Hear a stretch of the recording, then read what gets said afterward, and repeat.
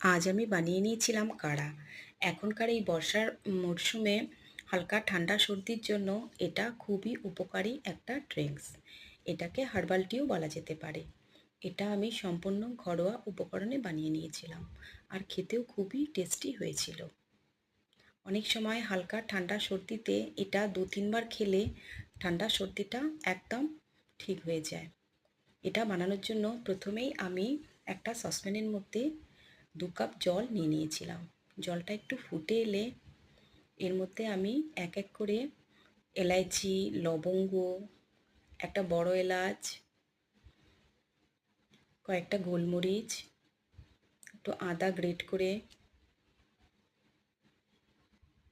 কয়েকটা পুদিনা পাতা, একটু হলুদ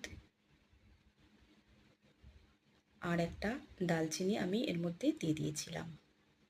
খুব ভালো করে ফুটিয়ে 2 কাপ জলটা আমি 1 কাপ করে নিয়েছিলাম। এটাই কাড়ার বৈশিষ্ট্য, যে যতটা জল নেওয়া হবে তার হাফ করতে হবে।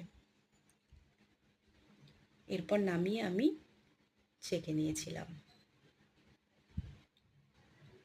1 চামচ আমি এর মধ্যে মধু দিয়ে দিয়েছিলাম। মধুটা কাড়াটা মিষ্টিও হবে প্লাস ইমিউনিটিও বাড়াবে। খুবই টেস্টি খেতে হয়েছিল।